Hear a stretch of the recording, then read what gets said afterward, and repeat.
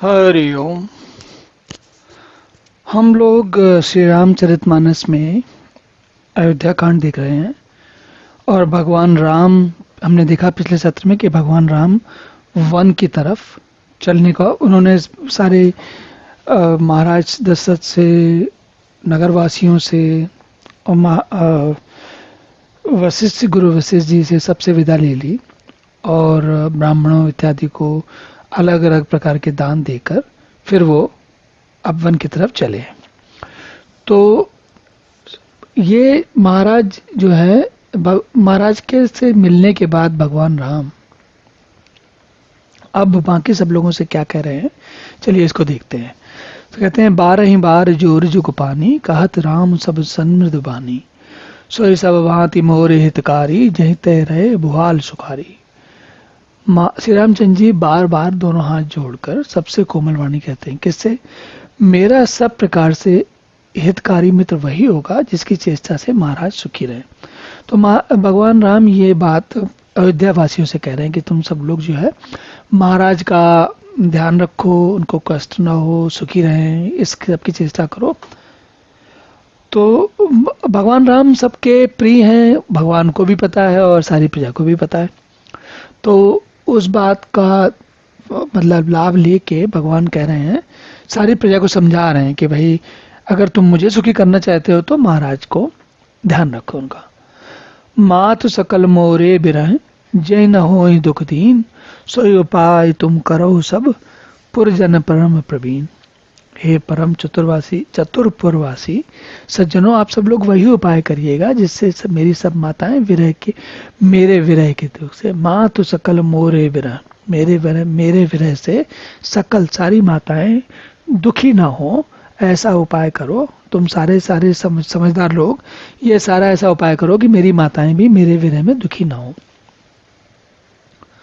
एहि विधि राम सबहि समझावा, गुरुपद पदम हरसि सिरुनावा, गणपति गौरी गिरीश मनाई, चले आशीष पाई रघुराई। इस प्रकार भगवान राम ने यही विधि राम सबही समझाया, सबको समझा दिया। गुरु पद पदम हर्ष, गुरु के चरण कमलों में सिर नवाकर, गणपति गौरी गिरीश मतलब गणपति मतलब गणेश जी, माता पार्वती, या गिरीश मतलब भगवान शंकर जी, सबके मना करके सबको उचित सम्मान देते हुए उनके बारे में उनका आशीर्वाद लेते हुए रघुनाथ जी चले। राम चलत अति भयउ विषादु, सुने न जाय पुर आरत नादु, कुशगुन लंक अवध अति शोकु, हरस विषाद विवश सुरलोकु। राम जब चले तो सबको बहुत विषाद हुआ और सब लोग पूरा लोग इतने आर्तनाद करने लगे कि सुना नहीं आ सकता, बहुत कष्ट हो रहा सब सुनकर।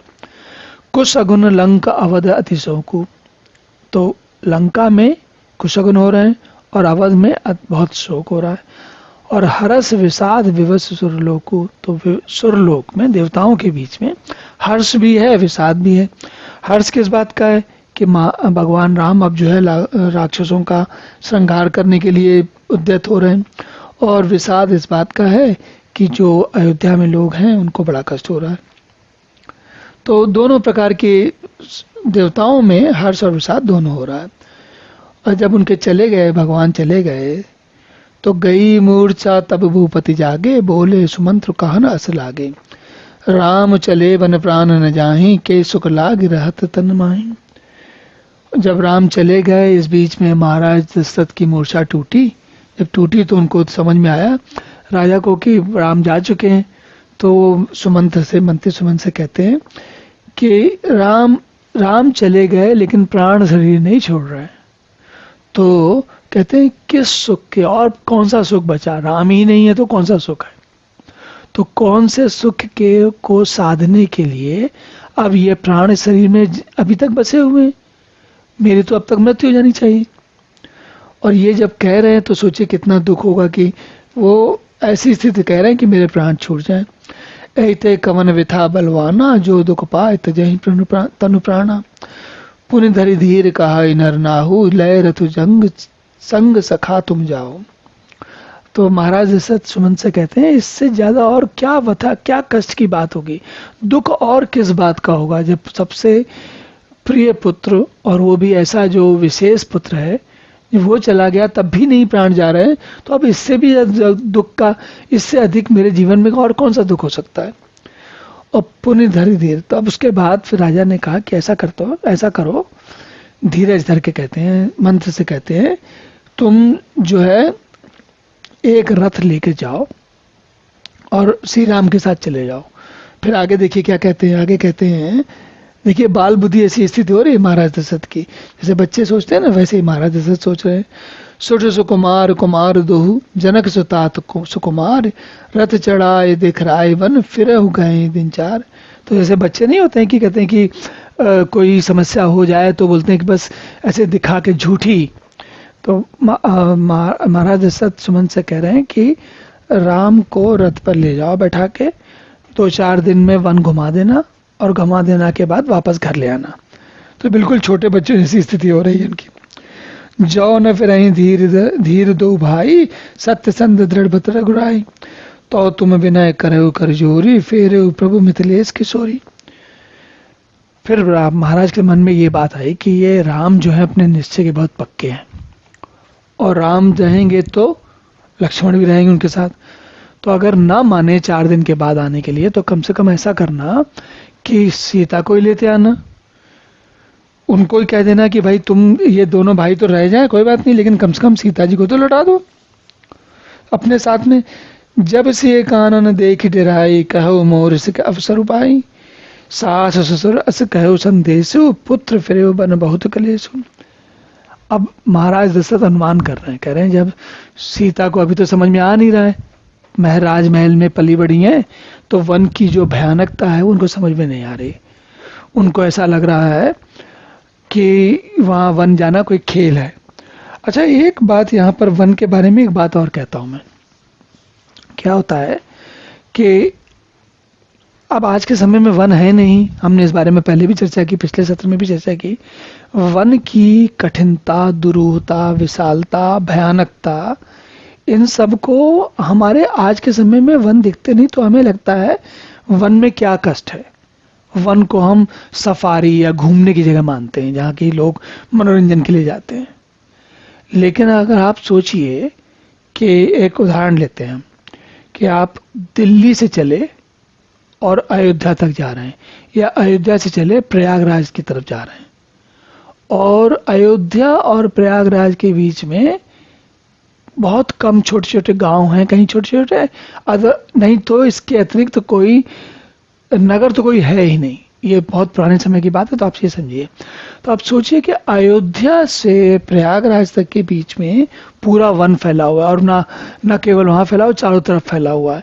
तो स्थिति ये है कि थोड़ी दूर तक वन में जाने के बाद अगर व्यक्ति रास्ता भटक जाए तो उसको ये भी नहीं पता चलेगा कि वो अयोध्या की तरफ जा रहा है कि अयोध्या से विपरीत जा रहा है, प्रयागराज की तरफ जा रहा है कि वो कहीं कौशाम्बी या बिहार या कहीं आगरा की तरफ जा रहा है, कुछ पता चलेगा नहीं उसको। क्यों? वन इतना सघन हो जाता है। और जैसे आजकल होता है कि भाई हेलीकॉप्टर लिया, ऊपर चले गए, उड़ के देख लिया कि कहाँ क्या है, तब तो आप जमीन पे चल रहे हो, धरती पे, तो धरती पे कहाँ दिखेगा। तो दिशा भ्रम भी हो जाता है वन में। तो अब ये सारी बातें हम इसलिए कर रहे हैं कि महाराज सोच रहे हैं कि सीता को अगर जब वन देखेंगे डर लगेगा, जब डर लगेंगे उनका मन कमजोर पड़ेगा, तब जो है उनसे ये कहो कि भाई कहो मोर सिख अवसर पाए, अवसर पा के मेरी बात बताना। उनको क्या बताना? कहना कि सास ससुर ने ऐसा कहा है कि पुत्री तुम वापस घर चले आओ, क्योंकि वन में बहुत क्लेश है, बहुत कष्ट का कारण है। तो सास ससुर की बात मान के चले आना। जब उनका मन कमजोर होगा तब ये बात जल्दी मान जाएंगे, ऐसे नहीं मानेंगी। और पितृगृह कबहू कबहू ससुरारी, रहु जहाँ रुचि होई तुम्हारी, ए विधि करे उपाय खतम्बा, फिर होन प्राण अवलंबा। तो पिता के कभी घर आ जाओ, कभी ससुराल में रहना, कभी पिता के घर में रहना, और जहाँ जहाँ तुम्हारी रुचि हो, जैसी तुम्हारी रुचि हो वहाँ रहना जाके। देखो, रहो जहाँ रुचि हो तुम्हारी, ए विधि करे उपाय कदम्बा। इस प्रकार के अगर अगर तुम इस प्रकार के विभिन्न उपाय करना, और अगर ऐसा हो जाए तो कम से कम मेरे प्राणों को थोड़ा सहारा हो जाएगा। फिर तय हो रही प्राण अवलंबा, और ना ही तब मोर मरनु परनामा, कछु न बसाए भये विधि बामा, अस कई मृच परा मही में राहु, राम लखन से आन दिखाओ। तो ये कह के महाराज कहने लगे कि अगर ऐसा नहीं हुआ तो मेरी मृत्यु निश्चित है। और ये कहते हुए बोले कि राम और सीता को लाके दिखाओ। एकदम विवल हो गए, बहुत विकल हो गए, विवल हो गए, बहुत व्याकुल हो गए, और कहने लगे कि राम सीता लक्ष्मण को लाके दिखाओ मुझे। और ये कहते कहते वो मूर्छा में चले गए फिर से। पाई रजाए सुनाई सिर रथु अति बेग बनाई, गए जहां बाहिर नगर सिए सहित दो भाई। और राम मंत्री सुमंत की इच्छा भी वही है भाई, ऐसा है तो है नहीं कि वो केवल महाराज की इच्छा है, मंत्री सुमंत की भी वही इच्छा है। तो महाराज मंत्री ने तुरंत रथ बनाया और फटाफट तुरंत पहुंचे। कहाँ पहुंचे? जहाँ राम जा रहे थे। और नगर के बाहर सीतासी सहित दोनों भाई थे। तब सुमंत्र नप वचन सुहाए, कर विनती रथ राम चढ़ाए, चढ़े रथ सिए सहित दो भाई, चले हृदय अवधय सुरनाए। तो राम सुमंत्र ने उनको बताया कि राजा ने क्या कहा है, और इसकी ये कह कि उन्होंने राम और लक्ष्मण सीता उन सब लोगों को रथ पे बैठा लिया और वो लोग चल दिए। जब वो चले तो तीनों लोगों ने अयोध्या को सिर नवाया। और चलो तो राम लखे अवध अनाथा, विकल लोग सब लागे सा था, कृपा सिंधु बहुविध समुझावई, फिर प्रेम बस पुन फिर आवई। श्री रामचंद्र जी को जा रहे हैं तो सारे अयोध्यावासी उनके पीछे पीछे चल दिए। और ये भी अब मंत्री अयोध्यावासी पीछे पीछे चल रहे हैं तो मंत्री ये भी नहीं कर सकते कि रथ को दौड़ा दें। और दौड़ाएंगे भी कहाँ? कोई ऐसा तो है नहीं कि जहाँ जिस वन में जब जाएंगे तो वहाँ पूरे मार्ग बने हुए हैं बढ़िया सुंदर सा, तो रथ भी धीरे धीरे ही चलेगा। अब आप सोचिए कैसा विकट दृश्य होगा। इतने जो जनसंख्या जितने जो लोग जिनको पसंद समझ में आया वो सब राम के पीछे पीछे जा रहे हैं, राम सीता लक्ष्मण रथ में जा रहे हैं, और ये सब लोग वन में घुसते चले जा रहे हैं। वन में कोई मार्ग तो है नहीं, सड़क तो बनी नहीं पक्की चौड़ी डांबर वाली, ऐसा कुछ तो है नहीं, तो धीरे धीरे जा रहे हैं। लागत अवध भयावनि भारी, मानहु काल रात अंधियारी, घोर जंतु समपुर नर नारी, डर पाई एक निहारी। अयोध्यापुरी बड़ी डरावनी लग रही है। ऐसा लग रहा कि अंधकारमयी काल रात्रि हो गई हो। नगर के नर नारी भयानक जंतु के समान एक दूसरे को देखकर डर रहे हैं। मतलब सब लोग इतने डर गए हैं कि लोग आपस में एक दूसरे को देख कर ही डर जा रहे हैं। उनको किसी और चीज से डराने की आवश्यकता ही नहीं। घर मशान परिजन मन जनभूता, सुत मीत मनहु जमदूता, बागन बिटप बेल कुमलाही, सरित सरोवर देखी न जाही। घर शमशान कुटुंबी भूत प्रेत पुत्र हितैषी यमदूत, सब जब ऐसा लग रहा है सारे के सारे जो ये घर मशान परिजन जनभूता, ऐसा लग रहा है ये सब यमदूत है। और बागों बगीचों में वृक्ष बेल सब कुमला गए हैं, और नदी और तालाब जो है वो सब भी ऐसे भयानक लग रहे हैं कि उनकी ओर भी देखा नहीं जाता। तो मतलब पूरी प्रकृति जो है डरावनी लग रही है। हाय गए कोटिन केली मृगपुर पशु चातक मोर, पिक रथांक सुख सारिका रास सारस हंस चकोर, करोड़ों घोड़े हाथी खेलने के लिए पाले हुए हिरण नगर के गाय, ये सब लोग क्या है? राम वियोग विकल सब ठाड़े, जयत मनो चित्र लिख काढ़े, नगर सफल बनु गहबर भारी, खग मृग विपुल सकल नर नारी। तो तुलसी कहते हैं कि स्थिति केवल मनुष्यों की ऐसी नहीं है, सभी के सभी लोग परेशान हो गए। कौन? जो स्त्री पुरुष पशु पक्षी सबके सब जो है विकल हो गए बहुत ज्यादा। विद कह के किरातन कीनी, जही दव दुसह दसहु दिस दीनी, सही न सके रघुवर वीर आगी, चले लोग सब व्याकुल भागी। विधाता ने कैकेयी को भीलनी बनाया, और जिसने 10 दिशाओं में दुसह दावाग्नि भयानक आग लगा दी है। भयानक आग क्यों लगाई है? भीलनी क्यों लगाती है आग? ताकि वो पशुओं को जंतुओं को पकड़ ले। तो अब जो अयोध्यावासी हैं वो सब उन जंतुओं की तरह हो गए। और श्री रामचंद्र जी की विरह की अग्नि को लोग न सह सके और सब उनके पीछे पीछे भाग चले। सब विचार कीन मन माही, राम लखन से बिन सुख नाही, जहां राम तय सब ही समाजू, बिन रघुवीर अवध नहीं काजू। सबने सोच लिया कि जहां राम है वहीं पर हमारा घर है, वो वन में रहेंगे तो हम भी वन में रहेंगे। जहां राम तहाँ सबोई समाजू, बिन रघुवीर अवध नहीं काजू। बिना रघुवीर के बिना अयोध्या में तो कोई काम नहीं। चले साथ असमंत दृढ़ाई, सर सुर दुर्लभ सुख सदन बिहाई। राम चरण पंकज प्रिय नहीं, विषय भोग बस करें कित नहीं। ऐसा विचार करके दृढ़ करके देवताओं को भी दुर्लभ सुखों से पूर्ण घरों को छोड़कर सारे अयोध्यावासी श्री रामचंद्र जी के साथ साथ चल चुके। जिनको श्री रामचंद्र जी के चरण कमल प्यारे हैं, उनको कौन से विषय भोग रोक पाएंगे, कौन सी अयोध्या रोक पाएगी। बालक वृद्ध बिहाई ग्रह, लगे लोग सब साथ, तमसा तीर निवास किए, प्रथम दिवस रघुनाथ। अब ये सारा का सारा जो समाज है वो चल रहा है, और इस प्रकार चलते चलते तमसा के तट पर सबसे पहली रात्रि भगवान ने वहां पर निवास किया और सब लोगों ने वहीं पर निवास किया। रघुपति प्रजा प्रेम बस देखी, सदै हृदय दुख भयो विसेखी। करुणामय रघुनाथ गोसाई, बेग पाई है ही पीर पर आई। भगवान ने देखा कि प्रजा तो बहुत दुखी है, और इनको प्रजा को इस प्रकार दुखी देख के रघुनाथ के हृदय में विशेष दुख हुआ। अब इतना दुख हुआ तो वो इतने दुखी हो गए कि सोचते हैं क्या करें, और पराई पीड़ा जो है उनको तुरंत समझ में आ जाती है। भगवान जो है बहुत करुणामय है। करुणामय रघुनाथ गोसाई, बेग पाई है पीर पर आई। कैसा प्रेम मृदु वचन सुहाए, बहुविध राम लोग समझाए। तो कई सा प्रेम, कई बार बहुत सारे मृदु वचन कह के बहुविधि बहुत सारी विधियों से राम ने लोगों को समझाने की चेष्टा की कि ये धर्म उपदेश घनेरे किए। उन्होंने उपदेश के बारे में धर्म के उपदेश दिए। लोग प्रेम बस फिर ही न फेरे, लोग फिर भी नहीं टल रहे, मानते ही नहीं। शील स्नेह उछाड़ नहीं जाई, असमंजस बस बे रघुराई। लोग सोग सम बस गए सोई, कछुक देव माया मति मोई।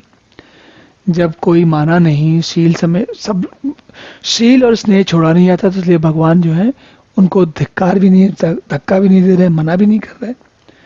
रघुनाथ जी असमंजस के अधीन हो गए, दुविधा में पड़ गए। शोक और परिश्रम के मारे लोग जब सो गए तो और कुछ देवताओं की माया से उनकी बुद्धि मोहित हो गई। बुद्धि मोहित कैसी हो गई, थके आ रहे थे, देवताओं ने उनको थोड़ा सा और उनके ऊपर जादू चला दिया, सबके सब सो गए।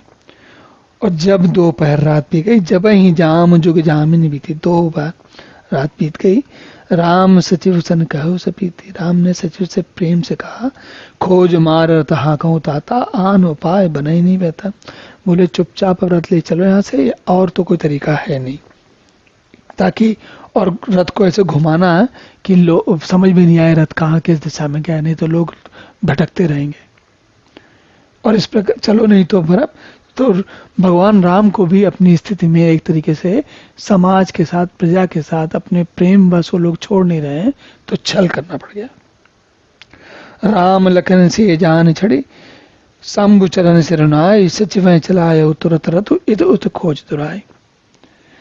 मंत्री ने तुरंत रथ को इधर उधर खोज छिपा कर चला दिया, कुछ ऐसे चलाया, घुमा दिया, एक ही जगह का बार बार घुमा दिया, ऐसा कि लगे समझ में नहीं आए रथ, उस रथ के पीछे पीछे चलो आप, तो घूम घूम के वहीं चला जाता है, ऐसे भूल भुलैया बनाते हैं ना, वैसा बना दिया उन्होंने। जागे सकल लोग भय भोरू, गे रघुनाथ भयो अति सोरू। रथ कर खोज कतहु नहीं पावहीं, राम राम कहीं 34 धावें। अब जब सुबह सब लोग जागे तो उनको समझ में आया कि रघुनाथ तो कहीं है नहीं, और हम सोते रह गए। तब तो है सब लोग हा राम करके चारों तरफ दौड़ रहे हैं, ढूंढ रहे हैं भगवान। मनहु बार निधि बूढ़ जहाजू, भयो विकल बड़ बनिक समाजू। एक ही एक देह उपदेशु, तजे राम हम जान कलेसु। सारा समाज जो है समुद्र के दुख के समुद्र में डूब गया। व्यापारियों के जैसे समुदाय बहुत व्याकुल हो गया, और एक दूसरे को उपदेश देते हैं, सब बताते हैं श्री राम जी ने हम लोगों को क्लेश होगा, एक दूसरे को कह रहे हैं, बड़े प्रेम समझा रहे हैं, एक दूसरे को बड़े ज्ञानी बन रहे हैं। कैसे ज्ञानी बन रहे हैं, कह रहे वो हम लोगों को दुख होगा इसलिए भगवान चुपचाप छोड़ के चले गए हम लोगों को, और समझा रहे हैं। क्यों समझा रहे हैं? क्योंकि सबको कष्ट हो रहा है, तो सोच रहे हैं, जैसे होता है ना छोटे बच्चे को जब कष्ट होता है तो बड़े लोग समझाते हैं, इसी प्रकार लोग एक दूसरे को समझदार बनते हुए समझाने की कोशिश कर रहे हैं। निंदहि आप सराहि मीना, दिग जीवन रघुवीर विवीना, जो पै प्रिय प्रयोग विधि कीना, तौ कस मरण और मांगे दीना। लोग अपनी निंदा की सराहना करते हैं, निंदा करते हैं लोग, ये सारे जो समाज है, अयोध्या के जो लोग हैं, जहाँ प्रजा है, वो अपनी निंदा कर रहे हैं और मछलियों की सराहना कर रहे हैं। क्यों कर रहे हैं? मछलियां सोती नहीं, रात भर जागती रहती हैं, दिन भर वो कभी सोती नहीं मछलियां। तो कहते हैं अगर हम सोते नहीं, मछलियों की तरह हम जगते रहते, तो भगवान कभी न जा पाते। कैसी कैसी स्थिति से कैसे कैसे विचार देखिए आते हैं। और ए विधि करत प्रलाप कलापा, आए अवध भरे परितापा, विषम वियोग न जाए बखाना, अवधि आस सब राखें प्राणा। बहुत सारे प्रलाप करते हुए सारी प्रजा, जो बहुत सारे लोग उनके पीछे पीछे गए थे, सब के सब वापस अयोध्या लौटे। और इन लोगों के विषम वियोग का स्वाभाविक है, हम समझ सकते हैं कि इतना, जब उनके पीछे पीछे चले गए थे, उनके साथ जंगल में रहने को तैयार थे, सब कुछ तैयार था, वन के लिए तैयार थे, तब भी अगर वापस आना पड़ा तो कितना घोर कष्ट हुआ होगा, कितना कैसा दुख होगा, कैसा ऐसा दुख होगा जिसकी हम कल्पना नहीं कर सकते कि कैसी स्थिति होगी। लेकिन भाई बात तो ऐसी है। तो चलिए अब यहीं विश्राम करते हैं, अगले सत्र में पुनः मिलेंगे। तब तक के लिए हरि ओम।